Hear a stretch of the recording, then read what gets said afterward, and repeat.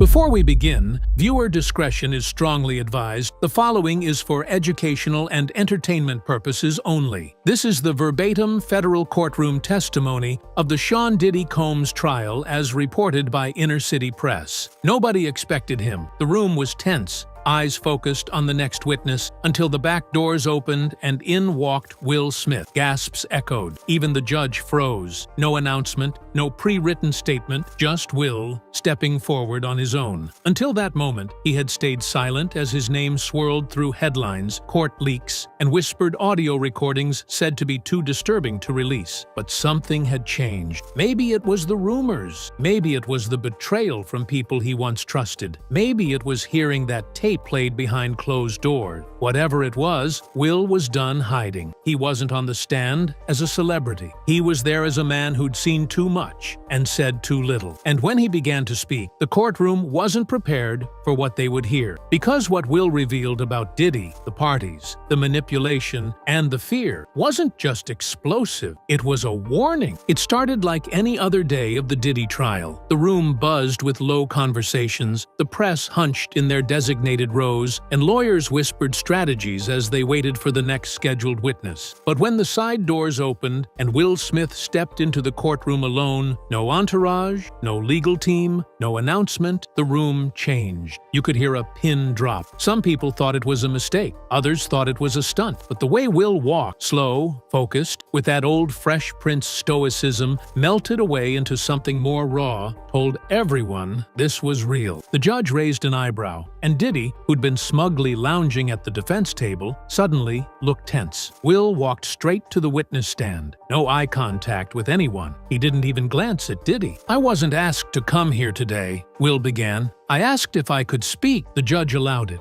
And from that moment on, the entire trial shifted. Because what Will Smith was about to say wasn't part of any media narrative. It wasn't a social media leak. It was something that had haunted him for years. Something that began at a party no one was supposed to talk about. "I've kept a lot inside for a long time," he said. "I've laughed on red carpets. I've won awards. I've made movies about honor and strength. But none of that can hide what I saw, what I experienced, and who made it happen." He turned just slightly toward Diddy. "You did." Will Smith told the courtroom that it started like many Hollywood stories do, with an invitation. It came through a mutual contact, someone I'd worked with before. The way they framed it, it was supposed to be a celebration. Diddy's birthday. Nothing wild, just music, networking, a place where stars could unwind. I'd been to things like that before, so I didn't question it. But the moment Will arrived, he knew something was off. It was at this massive mansion in the hills. Black SUVs at the front, security everywhere. The second I stepped inside, my phone was taken. That should have been the first red flag. They said it was for privacy, to protect the guests. But it felt like something else, like they didn't want anything getting out. He was ushered inside. The lights were dim, the music low and strange, ambient, rhythmic, almost hypnotic. There were no cameras you could see, but there were mirrors everywhere. It felt like someone was always watching. Will said that after a few drinks and some casual conversation, Diddy approached him directly. He said something like, "Now you're part of the family," and he smiled. That smile, it wasn't warmth, it was ownership. Will said he followed Diddy into a back room, thinking they were going to talk business. Instead, what he saw shook him to the core. There were people performing, men,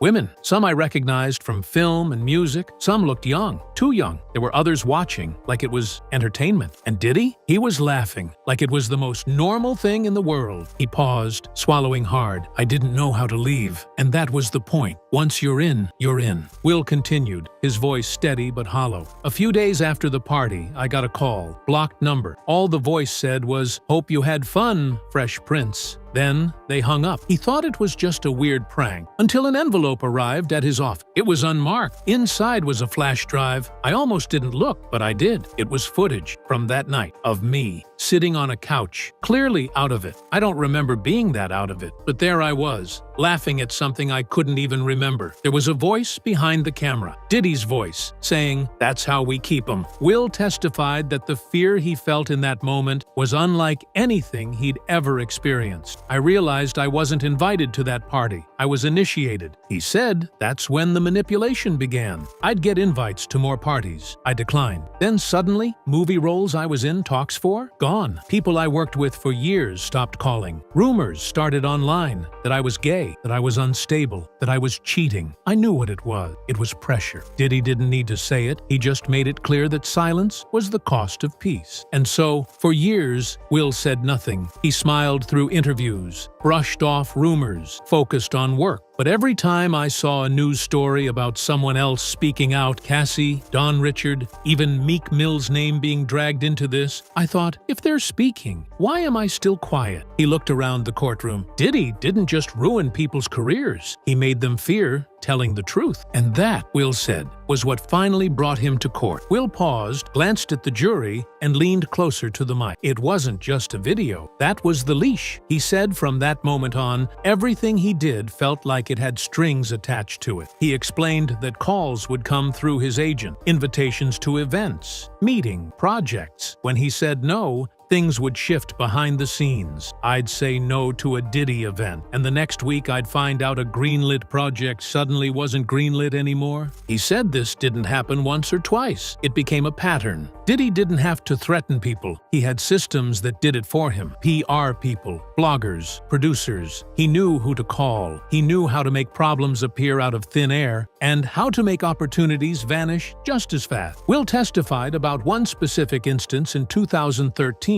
when he had been lined up for a major international campaign with a top luxury brand. We were in final negotiation. I'd already shot the first lookbook. Then, out of nowhere, they dropped me. I never got a reason. But 2 weeks later, I was invited to another Diddy event. When I declined again, the phone calls started. Rumor, gossip blogs, posting stories about me that were oddly specific. Stuff only someone with access could have planted. He said it was psychological warfare. You start to feel like you're crazy, like you're paranoid, but then you see it. The patterns, the punishments. You realize you're not imagining it. You're being boxed in. Will told the court he knew other celebrities going through similar things. Some of them are sitting silent right now. Some of them have contracts that won't let them speak. Some of them are scared they'll be exposed the same way. Then he turned toward Diddy and said plainly, "You didn't just collect people. You controlled them." And everyone knew exactly what he meant. Will didn't stop at the manipulation. He explained how Diddy's grip wasn't just over artists, it stretched into Hollywood's entire foundation. You couldn't walk onto a major stage without brushing shoulders with someone he helped put there. Will said he once attended a charity gala in 2016, where, behind the scenes, high-powered figures from music, film, politics, and tech were all thanking Puff as if he was the glue holding the whole thing together. I watched one executive from a streaming platform hand him a USB drive and whisper, "Only you have the final cut." Will didn't say what was on the drive, but he said it confirmed what he'd feared. Diddy wasn't just networking, he was gatekeeping. He described moments where he saw other actors, rappers, and public figures behave oddly submissive around Diddy, like they were trying to stay in his good graces, laughing too hard, deferring to him in every conversation. I realized a lot of people weren't his friends, they were his survivors. Will testified that one reason he stayed silent so long was because he thought speaking out would blackball him permanently. But then I realized I'd already been blackballed, quietly. No official blacklist, just whispers, doubt, and doors closing. He said the only reason he stayed relevant at all was because his audience, the public, wouldn't let him disappear. That's the part Puff didn't control, the people. He explained how, over time, he began to see things differently. He started revisiting old footage, photos from events, after parties, press junkets, realizing how often Diddy's influence loomed behind the scenes. He was always there, if not in person, then in power. And then, Will said, came the moment that changed everything. Will's voice dropped to a quieter, deeper tone. I stayed quiet for 20 years. I convinced myself it wasn't happening, or that it wasn't happening to me. But then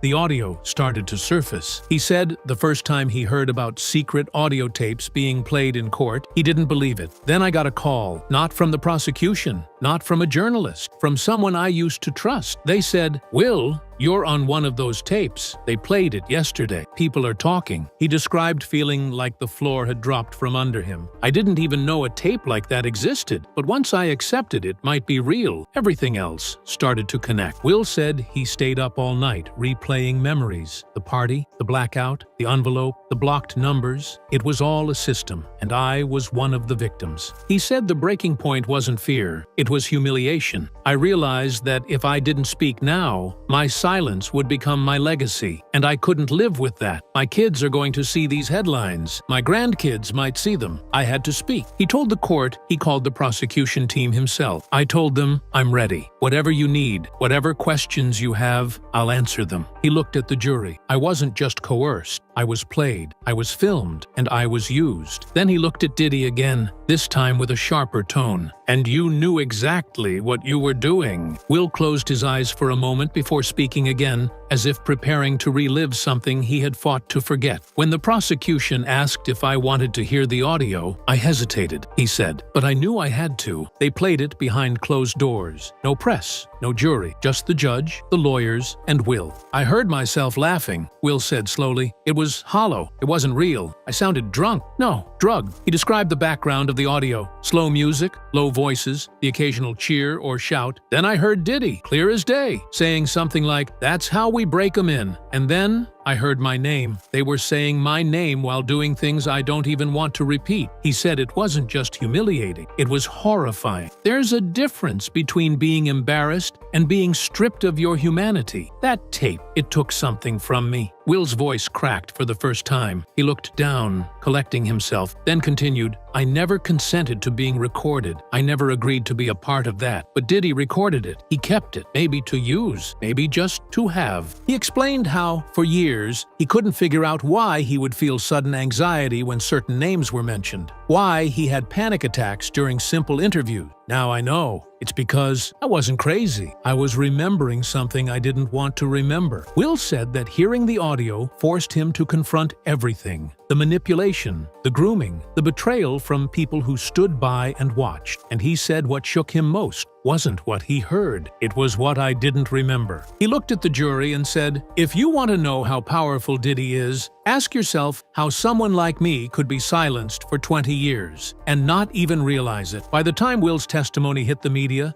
it was too late for Hollywood to do damage control. The clips from court were viral before the bailiff could even call reset. Hashtags exploded. Our Will Speaks, our Freak Off tape, our Diddy file. And for the first time, the public saw Will not as a polished A-lister, but as a survivor. Will said, "I knew once I spoke, things would get ugly, but I didn't know how fast." He recounted how within 24 hours of testifying, he lost 2 pending brand endorsements. Another studio halted promotion for a film he had already shot, but he said it didn't matter, because I'd already lost something more valuable years ago, my voice. He said the calls started rolling in. Quiet ones, texts from actors, producers, even directors. Some of them thanking him, others warning him. One said, "You don't know who you just declared war on." Another said, "You've made yourself radioactive." Will mentioned a few names without full detail, citing legal reasons, but nodded when the prosecution asked about people like Kevin Hart, Meek Mill, and Lucian Grange. This isn't just a Diddy problem. It's an industry built on silence, and everyone's been trading in that currency. He also said he believed others had dirt on him. "I know after this, more footage might come out.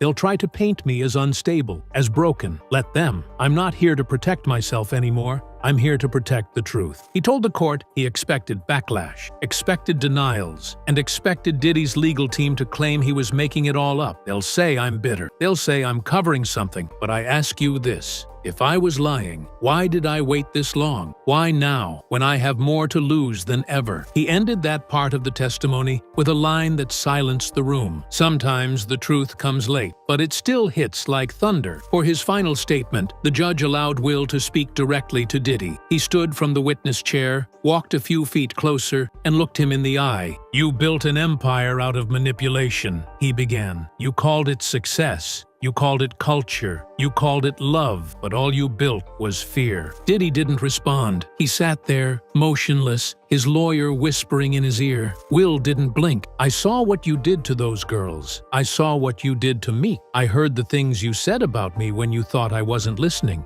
You broke people for sport. Then Will pulled something from his pocket, an old photo. This was me in 2004, right before the first party. That's the man I used to be. He held it up to the court. I haven't seen him in years. Will turned to the jury. If you think this is just about Cassie or me or one night in some mansion, you're not seeing the whole picture. This is about a network of power designed to silence truth, and if we don't tear it down, it will keep going. Then he faced Diddy one last time. You once said nobody parties like Diddy. Well, nobody lies like you either. He walked back to the stand, picked up his things, and exited the courtroom without looking back. And Diddy? He sat there, pale, unblinking, his fingers shaking, because for the first time in decades, he wasn't the one controlling the room. When Will Smith stepped down from the witness stand, he didn't look like a man who had won anything. He looked like someone who had finally stopped running. The courtroom was still tense, almost unsure how to breathe again. Even the judge looked shaken. Some of the jurors had tears in their eyes. And Diddy, for the first time in the entire trial, looked like he had nothing left to say. Will didn't speak to the press when he exited. He didn't wave, didn't posture. He walked out the front of the courthouse with his head held high, but his shoulders carried the weight of 20 years of trauma. When asked later by reporters if he felt relieved, he reportedly responded, "Relief isn't the right word. It's just finished." But outside the courtroom, the world was only beginning to react. Hollywood went into a quiet panic. Executives canceled meetings. Agencies paused deals. Directors and producers who had once celebrated Will Smith suddenly found their phones ringing with questions. The same people who once said, "He's family," were now issuing boilerplate statements of deep concern and commitment to truth. Behind closed doors, crisis teams were activated. PR firms sent internal memos urging clients to distance publicly from any past associations with Mr. Combs. And while many tried to pretend they were shocked, the internet was already doing what it does best, resurfacing the receipts. Old clips of Diddy brushing shoulders with top-tier names, parties where everyone looked too uncomfortable to be just partying, interviews where guests danced around uncomfortable questions, footage of Will, years ago, being interviewed and visibly recoiling when Diddy's name came up, and most painfully, dozens of clips from the Fresh Prince era where fans now say Will looked like he was smiling through something. Fans weren't just shocked. They were furious. Furious that someone like Will had to carry this alone. Furious that for years the whispers were called conspiracy. And furious that the system had stayed quiet for so long. But Will didn't stay in hiding. The day after his testimony, he posted a single message online. A black and white photo of himself as a young actor in 1993, standing on a film set, smiling into the sun. The caption read, "He didn't know what was coming, but he made it through. I'm proud of him." No hashtags, no name drops, just that. The response was instant. Millions of shares, tens of thousands of comments, celebrities, activists, and everyday people thanking him for his courage. More than anything, survivors of abuse, men especially, flooded the post with their own confession. "You gave us a voice," one wrote. "If Will can speak, so can we." Meanwhile, back inside the court, Diddy's team scrambled. Rumors swirled that more subpoenas were going out, not just to musicians and assistants, but to executives at labels, distribution companies, even media conglomerates. What Will's testimony had done wasn't just personal, it had cracked the dam. And now, the flood was coming. Whispers said more tapes existed, not just audio, but visual footage, some of them featuring other public figures. The court sealed these for now, but according to insiders, if any of them leaked, it would flip the industry upside down. And Will? He didn't return to work right away. He declined interviews. He canceled appearances, but he wasn't hiding. Insiders say he's been spending time with his kids, focused on rebuilding what matters. One friend told Variety, anonymously, "He's healing now, for the first time in years. He's not pretending." Before court adjourned that day, the judge made a statement that caught even the media off guard. What we heard today was not just testimony, it was a reckoning, and this court acknowledges the courage it took to deliver it. The final shot of the day wasn't of Diddy. It wasn't even Will. It was of the jury, sitting motionless, processing everything they'd just heard. And in that silence, one thing was clear. The era of silence was over.